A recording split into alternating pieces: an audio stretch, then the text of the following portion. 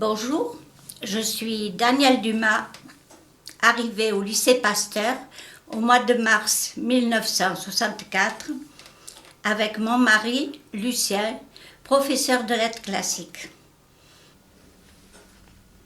Arrivés en bateau, nous sommes accueillis à Santos par Monsieur Champ, censeur, qui nous aide dans notre installation et se charge de nous présenter à Monsieur Lejeune, proviseur à l'époque.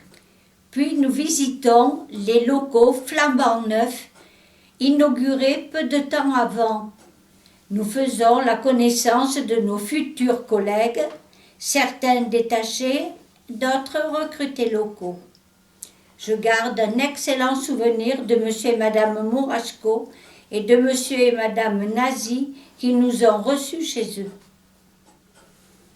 On découvre un rythme scolaire différent de celui de la France, avec des cours de 8h à 13h, entrecoupés de 2 récréations. Les secondaires, eux, ont parfois cours l'après-midi. Des élèves de 23 nationalités se côtoient avec bonne humeur. Monsieur Jeannot, surveillant général, faisant en sorte que tout se passe pour le mieux.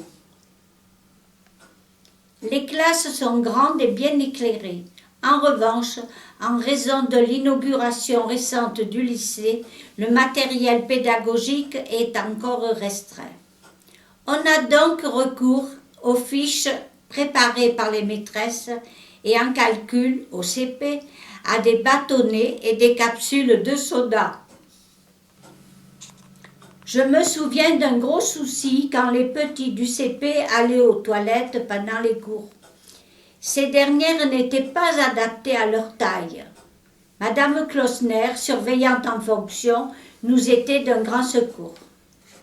La fin de l'année est toujours marquée par une petite fête, chants et scénettes interprétées par les petits des 3 classes du jardin d'enfants, très réussies, sous la direction de leur maîtresse. La distribution des prix est chaque année solennelle. Une estrade est dressée sous le préau où président les représentants du lycée, du consulat de France et autres personnalités du conseil de gestion. Tous les élèves défilent sur l'estrade pour recevoir un prix à la grande joie des parents. Un grand événement est la visite du général de Gaulle.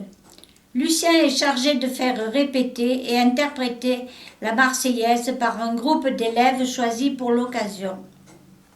Quelques années plus tard, on a la chance d'admirer le célèbre Concorde qui survole le lycée. Pendant notre séjour, un changement de direction se produit. Le proviseur est remplacé par M. Chenevas.